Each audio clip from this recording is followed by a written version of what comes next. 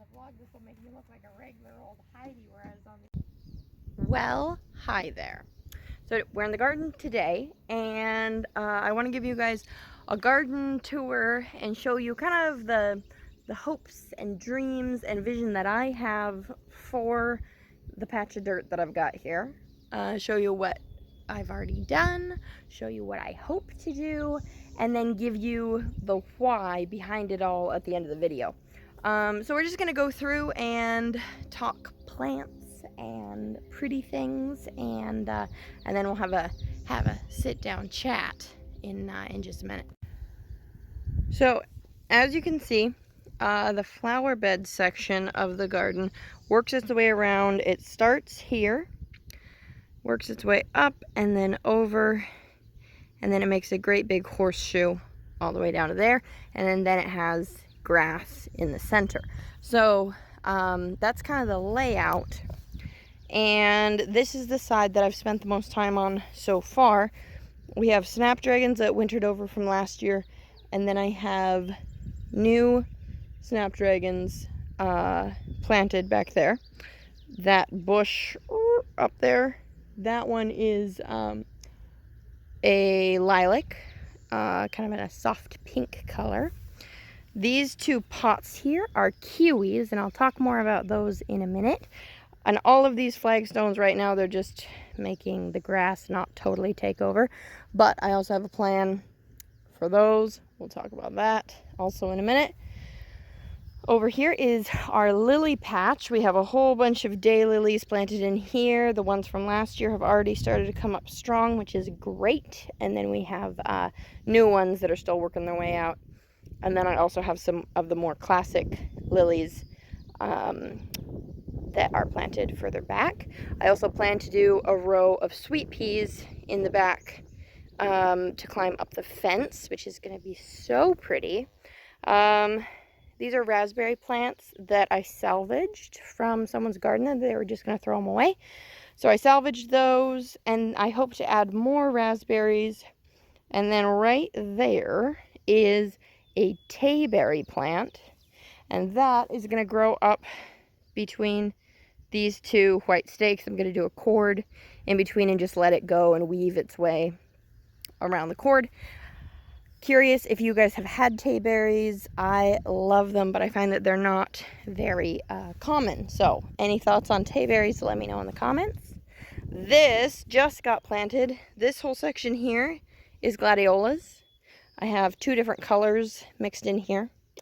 And then over here in the back, I have some hollyhocks.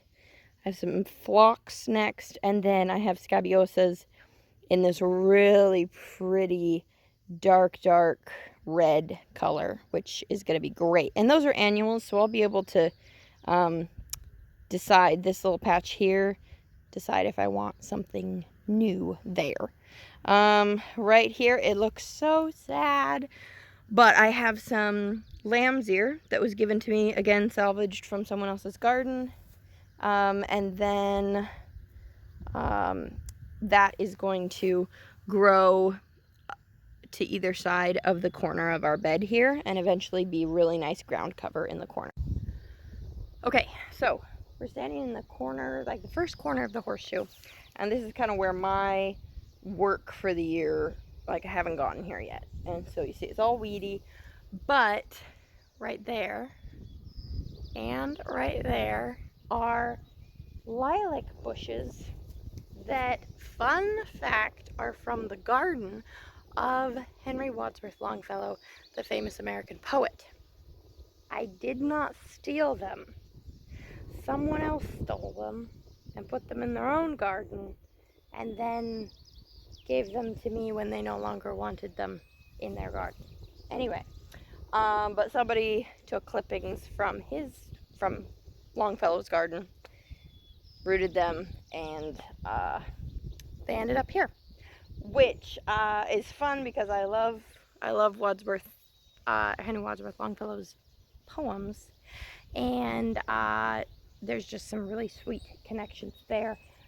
So to have ended up with two of his lilac bushes is just really fun. We also have a plant down here that I don't actually know what it is. A fellow gardener friend gave it to me, and she said, I can't remember the name of it, but it's really pretty, so here you go. So, I don't know what it is. We'll have to see when it comes back what it ends up being. So this part here, this is kind of the longest, well, it's definitely the longest section of the garden, and it all needs to be tilled again, but currently it's too wet to do that in here. This garden definitely has a problem with drainage. So working on that, and in the meantime, planning what will go in here, and then that brings us to our second corner here, and the other shoot of the horseshoe. Here in the corner, in that bucket, is a dwarf apple tree that was gifted to us, and we planted it on our anniversary, which is very fun. So that it's small enough that it can live in the bucket for this year, and we can kind of decide if we actually want it in this spot or if we want to move it around. So we have that flexibility. We have some bamboo, once again salvaged, and I have an idea for that, but we don't want to actually put it in the ground, so it's hanging out in the bucket for now. Okay, moving on down the horseshoe, we have our dwarf apple tree back there, and then all of this I don't have a solid plan for, except that T-post right there. Oh man, guys, I have a whole creative vision around that T-post. So, if you saw my video from a couple weeks ago that had the old piano that is currently sitting in our side yard, that piano is going to become one of the most beautiful centerpieces of this garden, in the form of a multi-purpose garden planter and garden art. So we're going to put the piano here, centered on that post, and then this top is going to get filled with dirt, like the cavity of the piano is going to get filled with soil, and then we're going to have all sorts of wonderful cascading things coming out of the top. The keys, I'm going to put succulents in the keys that they can grow down in the cracks between the keys and kind of work their way across the keyboard. And then our kiwi plants that are over there, those are going to go on either side of the piano, and I have one more kiwi that's just not here right now, that the kiwis are going to get planted around the piano and then grow up and on the piano, so it will act as a trellis for our kiwis, all the while cascading beauty out and around it, which I'm so excited for. We're also going to use those pavers that are on the other side of the garden. Going to use those pavers to kind of level out the ground, give the piano a hard surface to sit on. Currently, again, the ground is just too wet to be able to haul the piano in here, and it's going to take something with a big engine to get it in here because it is so heavy. So on either side of the piano, I don't even know what's going to go in there, but the piano is going to be just a strong anchor point of the garden, and oh man, I am so excited about it. If there are any Dickens fans out there, this piano idea seems very much like a Mrs. Havisham's kind of a decor piece of something just, I'm not even sure the right word. It's just going to be so much fun. And then after the piano, we finish off the horseshoe with another dwarf apple tree, which same story there as with the other one. We are going to put a wisteria in here, and that's going to go up and around. We currently, all of that is our deer proofing, and we need to put a gate in there, and then the wisteria, we're going to do an arch, and then the wisteria will grow over the archway and be gorgeous. It's going to be so nice. So moving on from the horseshoe, we then also have, check it out, this is pretty fun, we have a hot tub. It is an ancient, dilapidated hot tub I'm not even sure if we'll be able to make it work again, but we'd like to convert it to wood fire and get that set up. I would like to have, I have some big planters that I'd like to take the bamboo, have it propagate itself in the planters, and make a privacy screen out of bamboo to have around the hot tub. That's not even on the list for this year, so we'll see if it actually ever happens, but boy, wouldn't that be fun. Hadass is taking a snooze in the shade, but right up here we have our planters that I made from pallets a couple weeks ago, and our strawberries are doing great. Look at this. It's happy. So we're working our way towards fruit here, and these are working out really well. I'm super happy with them, and I'll keep you guys updated on the progress as we go. The next one, our herb planter, also doing really well. Our third planter, so far I have parsley in these two, and because this section, the planter part of it goes all the way down the 2 board lengths, so that gives parsley, which has that kind of deep taproot, it gives it space to dig down, whereas something like mint would just kind of spider its way across the top of the soil. Parsley needs to go down further, so we have that availability there. All of the blank spaces of the pallets, so up here and down there and over here and up here, that's all going to get filled in with basil because I have high hopes of homemade pesto in the summer. So that is the plan there. And then once we get our 4th planter put up, that one might also be basil. I'm not sure. We'll have to see. That's going to be a lot of basil. Something else that is just super fun, and I don't know if it's going to work, but I have a passion fruit vine. Yes, this is the PNW, but we're going to try and grow a passion fruit vine. I would like for it to grow on a trellis, excuse me, up and over in an archway over our front gate. We'll see. And again, I'm going to keep you guys updated. It's too cold to plant it out right now, and it's really small. I need it to get a little bit more stable, a little bit more sturdy, and then we'll plant it out here. And I'll probably be babying it along all year, but it will be worth it. A couple other fun things. I have 3 different kinds of clematis, which are going to go along the long stretch and grow up on the fence there. And hoping for a lot of creeping thyme that I'm going to start from seed. All sorts of stuff. This garden is going to be a blast. It really already has started to be such a source of joy, and I'm just super excited about it.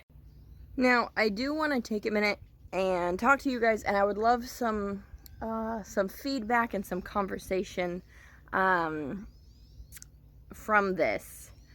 But something that I have been diving into as we explore our 2nd year of marriage, something that's really been coming out in my personal Bible reading and in my a change in my thought process, is this idea of being a homemaker. One that makes or creates a home. And you think about the Lord, the first home that he created was a garden. And he wanted his children to be around that beauty and order and productivity and given a purpose, which I think all of those things are so important, and I think they can certainly be done beyond just the idea of a garden. I'm not saying every family has to have a garden, but it's an easy application for sure. But this idea, for me, I want to create a place of beauty and order and productivity for my kids, that they can grow up with that being normal, that beautiful things are normal, that growing things, cultivating things, working in the dirt is normal. And I think that is so healthy, and I want to give my kids that. The property that we live on, as I've said before, it's a rental, and it was highly neglected for years. And we have the opportunity to turn it into something wonderful. And yeah, it's not going to be our forever home, and that's okay. But life is too short, and this little chapter of mothering is too short to just wait. You know, it's just not time yet. We're just not in our forever home. We can't produce a beautiful place for our kids. Granted, not everybody has space to spread out. Not everybody has, you know, a clump of dirt to call a garden. But what in your life can you turn into something beautiful? What can you use around you to create a place for your family to rest, to be, to enjoy? I think so often we get caught up with all of the world outside of our home, and then we neglect the home front, and it just kind of becomes a dumping spot, a spot to sleep and then go again. But what if we were, as moms, as wives, what if we were to really hunker in and think, what's not working for my family? What's not really okay? Maybe it's some decluttering. Maybe it's getting into the backyard and just sprucing it up a little bit so your kids can run around barefoot and feel grass and dirt between their toes. So what is it for you? I would love some discussion on this. This is something that, as I grow into being a mom, this concept is exciting me more and more, of create something so beautiful for your family. So what could it be for you guys? Anyway, I'd love some back and forth. This garden is definitely one of the things that this year I'm so excited to make something beautiful. And I know it's not right now. And I know it has such a long way to go, and this whole property has such a long way to go. But we're getting there, and we're trying, and we're going to raise our kids trying, and Lord willing, succeeding. So I'm thrilled. We've got flowers in the dirt just waiting to pop out, and the promise of that potential is thrilling to me. So that's it from me for today. There's gobs more that I want to share with you guys, and I have more videos in the works and all of that, so stay tuned.